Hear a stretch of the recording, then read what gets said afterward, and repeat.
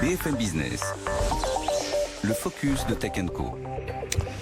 Notre focus sur... alors, je pensais qu'on dit l'agritech, on dit l'agtech.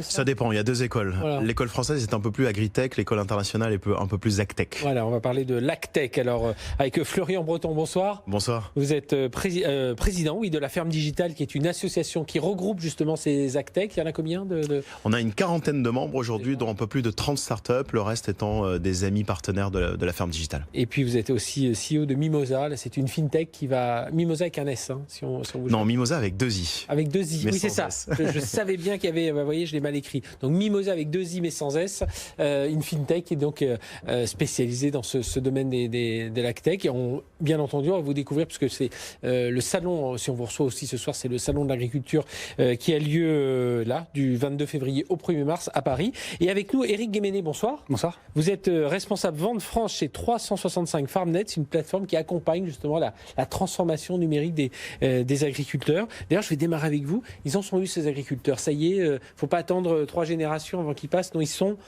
en plein dedans. Déjà habitués, on va dire, aux technologies, parce qu'on le voit, hein, si je prends l'exemple très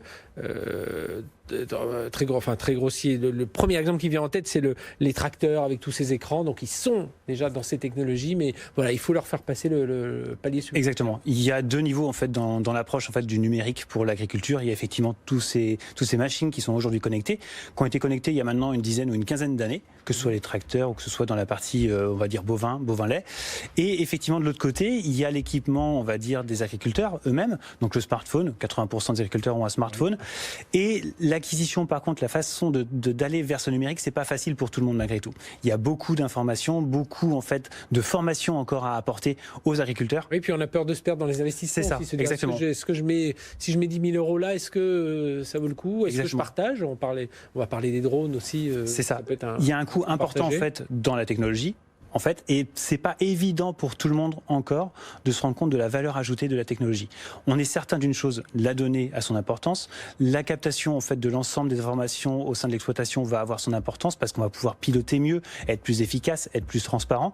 Mais effectivement, il y a ce coût qui peut représenter un frein. Aujourd'hui, on a à peu près, par exemple, si on prend le parc de machines agricoles, 30% des tracteurs qui sont équipés d'un GPS. Donc on sait qu'à terme, ça va augmenter, mais aujourd'hui, c'est seulement 30%. Un tracteur sur deux vendu, par contre, est équipé aujourd'hui de terminaux connectés. D'accord. Voilà. Ah, je pensais qu'au moyen 100% des tracteurs aujourd'hui... Loin de là. Et pourquoi? Parce que la techno, on reste encore un modèle un peu trop traditionnel? Non, je parlais de génération. Est-ce que c'est une question d'acculturation à cette technologie numérique? En fait, il y a deux raisons. La toute première, en fait, c'est vraiment le coût de l'outil lui-même. Il ne faut pas oublier qu'un tracteur, ça peut valoir cher, mais tous ne valent pas très cher. Par contre, l'outil GPS ou l'outil de tracking coûte un peu cher. Il y a des zones blanches qui s'ajoutent à cela, donc il faut dans ce cas rééquiper. Et puis, il y a aussi finalement toute l'approche, je vais en faire quoi finalement? Est-ce que j'en ai vraiment besoin et comment je vais le valoriser? Alors, les constructeurs ont fait beaucoup d'efforts pour expliquer, pour améliorer, pour même simplifier en fait, mais il y a encore toute cette approche à faire. Alors, Florian Breton, voilà, vous avec ces agtech que vous suivez avec la Ferme Digitale aujourd'hui, on est... pour vous, ça y est, on est complètement lancé. On se voit régulièrement chaque année au moment du salon de l'agriculture. Est-ce que là, ça y est, il y a un phénomène qui est vraiment enclenché autour de cette agtech et des agriculteurs connectés?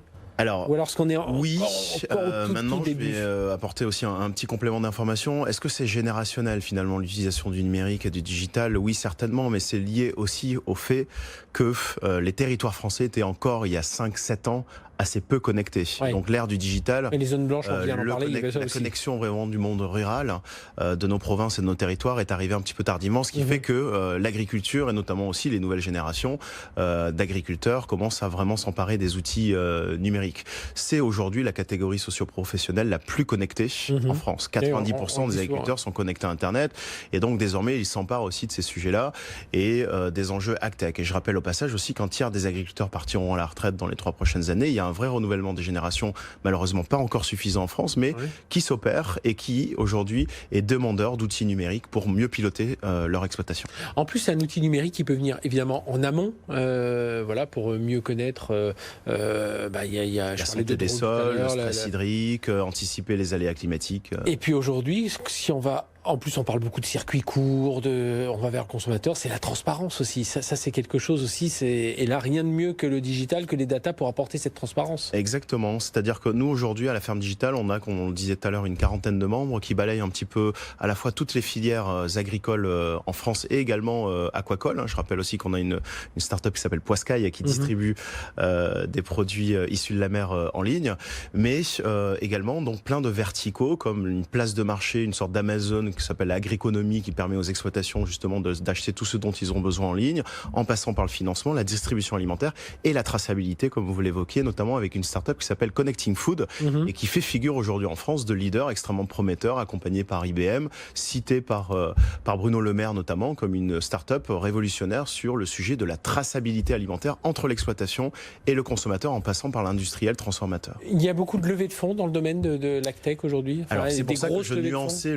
est-ce que vraiment l'agtech se développe vite? Oui, mais c'est pas suffisamment. Pour vous donner un ordre d'idée, à l'échelle mondiale, il y a une vraie accélération des investissements. Aujourd'hui, donc fin 2019, les investissements en agtech à l'échelle mondiale sont à peu près de 16 milliards d'euros. Une fois qu'on s'est dit ça, c'est 45% aux États-Unis, 40% entre la Chine et un petit peu l'Inde.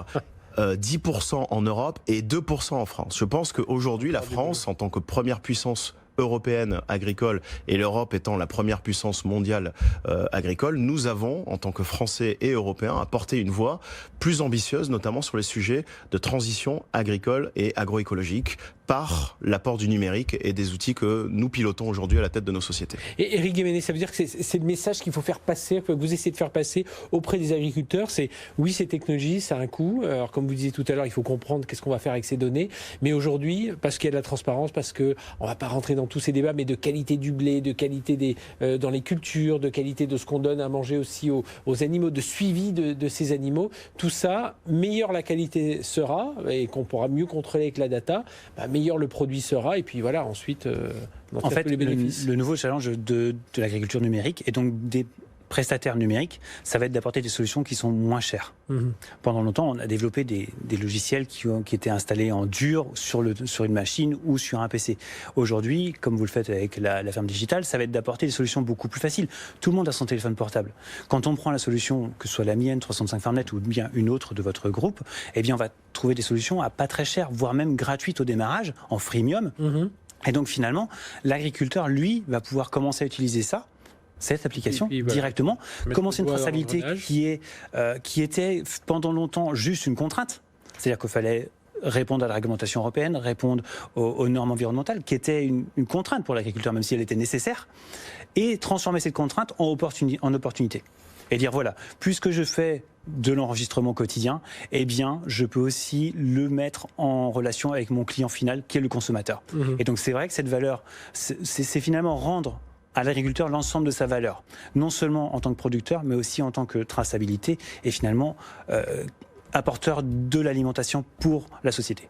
Alors, je disais, on parlait ce soir, on recevait des néo-vignerons, enfin on parlait de cette wine tech aussi qui existe aussi en France avec, évidemment, on est une grande nation du vin, donc une grande nation de vin et de technologie, on marie les deux. On est une grande nation agricole, une grande nation de technologie, on marie les deux. Et je retrouvais des notes là qu'on avait prises, sans doute en se rencontrant, Florian, il y a un an. Nouvel âge de la surveillance, voilà, avec les capteurs, les drones, ça fait de la data. Nouvel âge du savoir, on a beaucoup de data, donc on peut encore mieux connaître ces sols, voire même la logistique derrière, comment tout ça va s'embarquer. Nouvel âge de la gestion des ressources, ça devient un point clé. Et puis nouvel âge de la machinisation. On parle des robots qui viennent accompagner les agriculteurs. On est vraiment dans toutes ces révolutions avec la data. Exactement, dans l'utilisation des data, c'est-à-dire qu'on passe d'une agriculture, pour paraphraser un ami Hervé Pillot, on passe d'une agriculture qui est intensive en utilisation de produits notamment phytosanitaires à une agriculture qui devient intensive en gestion et en utilisation des données.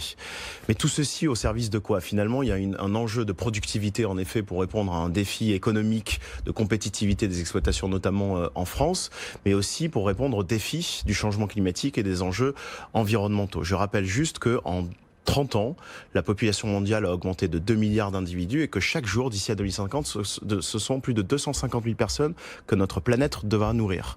Dès lors, l'agriculture devra augmenter sa capacité de production de 50%, quand dans le même temps, les surfaces agricoles vont à peine augmenter de 4%. Je ne sais pas si on se rend compte. Donc le défi qui se présente à l'agriculture aujourd'hui est vertigineux. Avec des défis climatiques, défis environnementaux. Et c'est à ce titre également que l'enjeu de l'utilisation des données permettra de réduire justement les problématiques liées à l'irrigation, d'anticiper les aléas climatiques, de prendre de meilleures décisions de pilotage et d'utilisation de produits phytosanitaires et donc d'avoir une meilleure gestion de son exploitation pour accompagner cette grande transition du 21e siècle. Et d'ailleurs, les agriculteurs en seront, selon moi, les héros.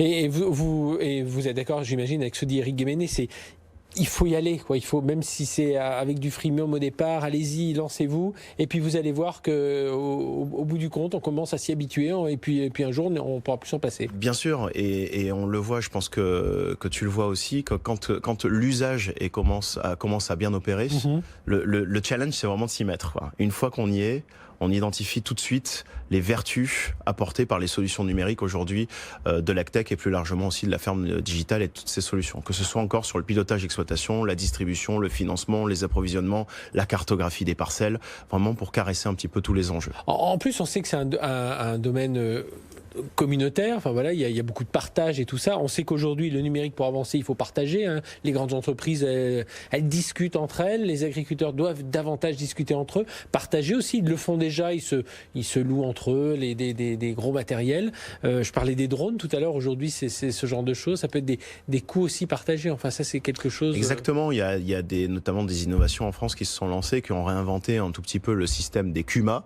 On a une start-up par exemple à la ferme digitale qui s'appelle votremachine.com qui permet justement cette location de matériel pour réduire un petit peu le stress financier de l'acquisition d'une moissonneuse-batteuse pour mutualiser à l'ère d'Internet sur un territoire l'acquisition d'une machine qui est extrêmement onéreuse. C'est un peu le système des CUMA en France, hein, coopérative d'utilisation de matériel agricole, mais à l'ère du numérique. Et donc en effet, pour aller dans votre sens, les agriculteurs désormais à travers ces fenêtres de communication et de connexion peuvent communiquer directement avec les consommateurs, mais également et surtout presque entre eux pour se partager du savoir, des compétences ou du matériel.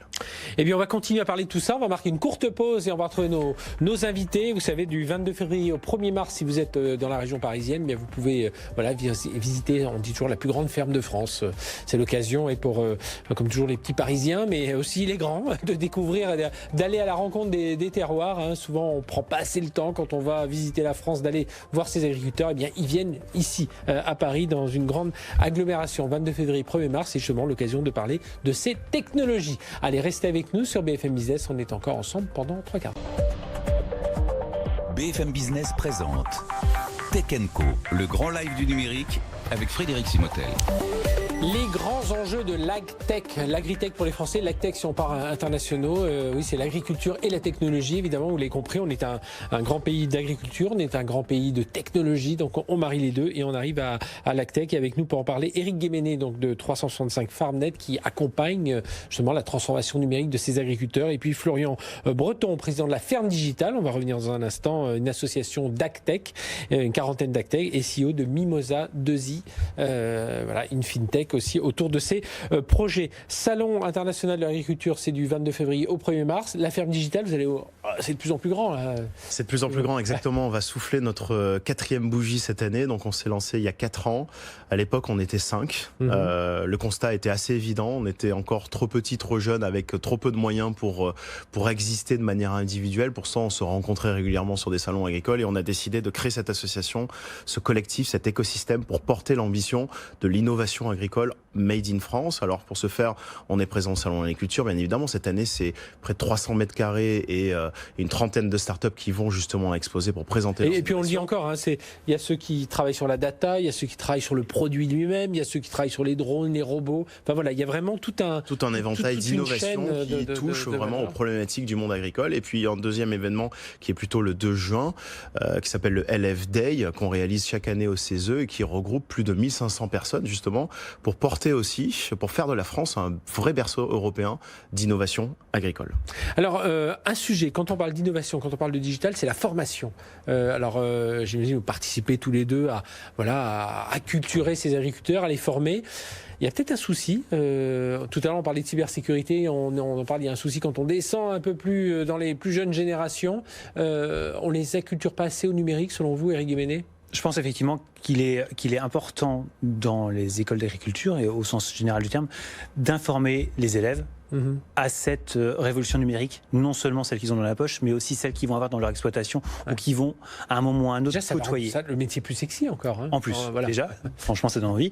Et aujourd'hui, dans les profils qu'on recherche dans les métiers de l'agtech, eh bien, ça va être des profils effectivement qui ont déjà cette culture à la fois du numérique et à la fois aussi de l'agriculture. Parce que connaître les deux, c'est important.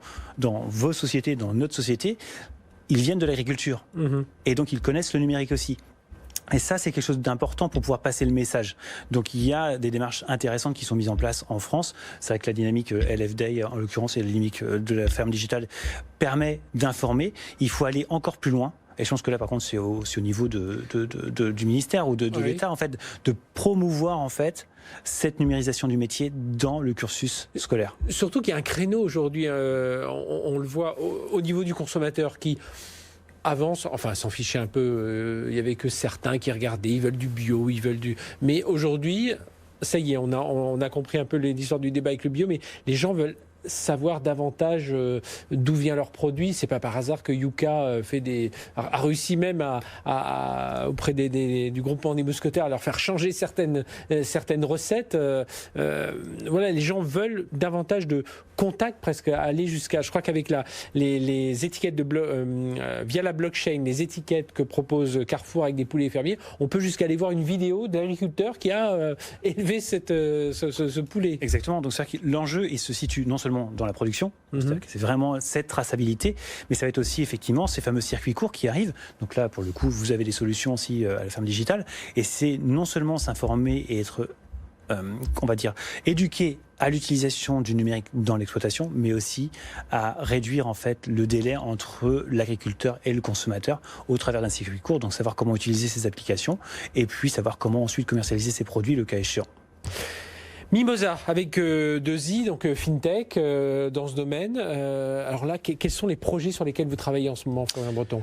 Alors, Mimosa existe depuis 5 ans. On a lancé plusieurs offres de financement et finalement, ça incarne plutôt bien cette évolution aussi sociologique, démographique et numérique de l'agriculture, puisque sur le sujet du financement, il n'y avait pas eu d'évolution majeure et d'innovation depuis plus d'un siècle. On allait voir le Crédit Agricole pour il y a ça, et il y a la politique agricole commune qui est arrivée en 1958. Mais grosso modo, il n'y a pas d'évolution majeure sur le sujet du financement. Donc nous, on apporte une solution disponible 24/24, 7 jours sur 7, qui permet aux agriculteurs de diversifier leurs sources de financement en faisant appel soit à ce qu'on appelle du don avec contrepartie en nature pour proposer aux citoyens de financer des projets moyennant des produits, des séjours ou des expériences à la ferme, soit désormais par des produits un peu plus structurés qui nous permettent de monter jusqu'à 1 million d'euros, comme le crédit participatif, où là, les citoyens placent leur épargne et perçoivent en contrepartie d'un produit d'épargne qui apporte du sens et de la transparence, puisqu'on sait qui on finance et quoi on finance, un rendement qui est intéressant puisqu'il est en moyenne entre 3,5 et 4%, donc mieux que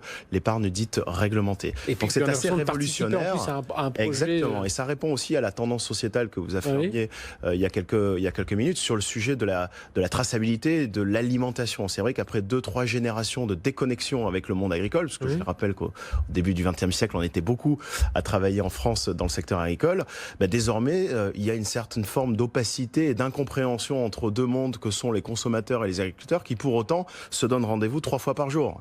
Et donc, le numérique, le financement, la distribution à travers des supports en ligne permettent justement de rapprocher les problématiques, de partager, d'éduquer et de reconnecter et d'apporter du sens et de la reconnexion sociétale entre les consommateurs et les agriculteurs. Et puis je pense qu'en plus on sort vraiment du côté, alors je vais prendre le cliché du bobo parisien qui veut manger bio. Maintenant c'est tous les Français qui veulent savoir, à la limite ils veulent même savoir, moi j'en ai vu, j'habite à côté d'ici, pas loin enfin collé à Paris, et chez le boulanger, demander votre farine elle vient d'où, Bien sûr, voilà, ils veulent savoir. Voilà, c'était, enfin, il y a cette envie. Il y a des envie. communications justement dans l'artisanat alimentaire, dans les boulangeries justement sur la traçabilité, l'issue, l'origine des farines. Et c'est vrai que nous, après 5 ans et 2500 projets accompagnés, ce qui est quand même pas un petit échantillon, et c'est chaque mois entre 80 et 120 projets que nous accompagnons sur la thématique agriculture-alimentation, c'est partout en France, toutes filières confondues. 80% de nos 200 000 membres aujourd'hui, citoyens inscrits sur Mimosa, sont en province. Et alors, ce dont on parlait avec Éric Guéméné à l'instant, l'attractivité du métier, l'attractivité attirer, mettre davantage de numérique dans la formation. Enfin, j'imagine vous en rendez compte. Il y a un manque de ce côté-là. Il y a un manque de ce côté-là. Après, comme dans d'autres métiers, d'ailleurs. Bien sûr. Mais c'est vrai que nous, on a pour habitude chez Mimosa et à la ferme digitale aussi de porter la voix d'une agriculture positive. Et c'est vrai que malheureusement, quelquefois, on a tendance à parler à travers médias ou autres d'une agriculture un petit peu négative, c'est-à-dire on va parler souvent des mêmes choses, sans les citer une nouvelle fois.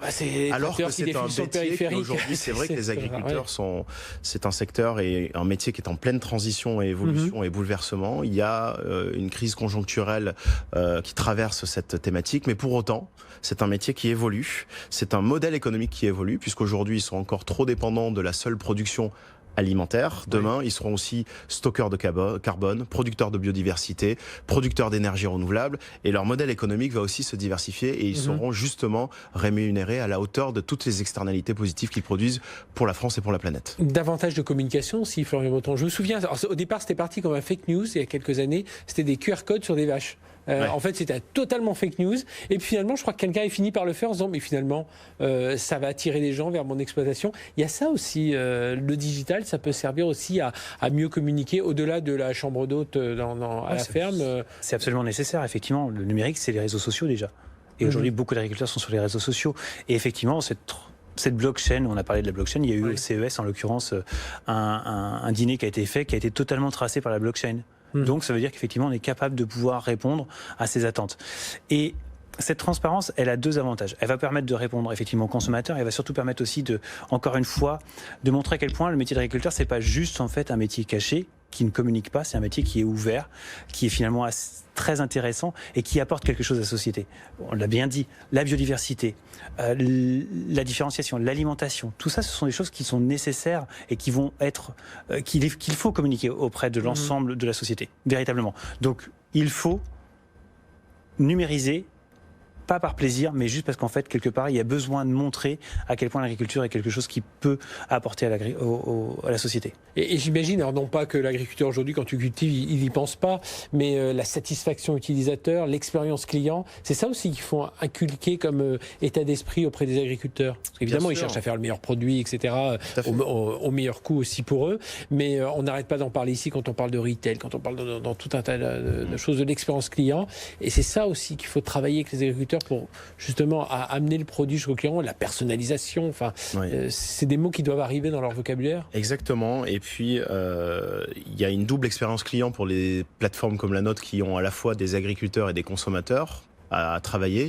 un vrai rapprochement, une belle communication, et c'est un enjeu majeur puisqu'aujourd'hui on le voit, la reprise en main de la communication de l'agriculture et des agriculteurs est décisive à venir encore, et les agriculteurs sont désormais énormément présents sur Twitter. Je cite France Agri Tweetos, qui est un formidable groupe sur Twitter, ont tous, à peu près 70% d'entre eux, une page Facebook, et c'est un enjeu majeur justement de partager auprès des consommateurs le fait qu'on a quand même une belle agriculture en France, qu'on a une des plus belles agricultures, voilà, le premier modèle en termes de durabilité dans le monde, des filières tracées, en sécurité, et c'est cela qu'apporte aussi le numérique, de véritables ponts entre les consommateurs et les agriculteurs. Est-ce que ça veut dire aussi qu'il doit y avoir un rôle des grands acteurs du domaine, alors que ce soit des acteurs traditionnels du monde agricole, on parlait des phytos tout à l'heure dans ce domaine-là, des acteurs dans les télécoms, les Orange, les SFR, les opérateurs, des acteurs de l'IT aussi qui peut-être se penchent pas assez vers cet univers. Est-ce que là il y a un rôle à jouer aussi de leur part pour être un peu plus présent? Il y a forcément un rôle parce qu'il y a un marché. C'est l'un des premiers marchés, l'alimentation humaine. Et clairement, s'ils ne le font pas, d'autres le font. Et bien sûr. Certains émergent. Ouais, donc, les Amazon arriveront avec ses capteurs, son cloud. C'est-à-dire que le défi de l'alimentation, de la souveraineté dans l'utilisation des data est un défi français, européen, bien évidemment, qu'il faut porter. Et pour ce faire, il faut avoir une vraie maîtrise de tous ces outils-là. Et il faut aussi les investir, les soutenir et les amplifier. Google, Alibaba, tous ces grands géants, tous ces GAFA s'intéressent désormais à l'agriculture parce que c'est un enjeu planétaire, je le rappelle, un enjeu du 21e siècle et certainement un des plus gros, voire le plus gros marché mondialisé, quoi. D'où les 45% investis aux USA, alors versus 2% en France. Ouais. Et les 45% sont investis par des entreprises qui sont basées dans la Silicon Valley. Ouais. Tout est dit ici, en fait. C'est-à-dire qu'on voit qu'il y a un enjeu, un réel enjeu, en fait, à apporter des solutions pour l'agriculture en direction du consommateur. Puisque c'est ça l'idée finale. C'est que les deux gagnants, à la fin, ici, et la souveraineté est très importante dans la donnée, c'est l'agriculteur et le consommateur. Nous sommes des facilitateurs dans l'intervalle. On doit être là pour faciliter effectivement l'échange, l'information et la traçabilité en fait de l'alimentation humaine. Eh bien, on vous retrouvera autour de tous ces thèmes. Ce sera du 22 février au 1er mars notamment, mais enfin, on vous retrouve quand même sur tous les sites. Donc, la ferme digitale, association d'Actech avec Florian Breton et CEO aussi de Mimosa avec 2i, donc cette fintech qui accompagne tous ces projets dans l'univers de l'agriculture et de la technologie. Et puis 365 FarmNet. Merci Eric Guéméné d'avoir été avec nous. Et donc, c'est l'occasion à la ferme digitale. Ce sera 300 mètres carrés. 300 mètres carrés. Moi, j'étais déjà l'année prochaine. Voilà. 22 février, 1er mars. Merci d'avoir été avec nous.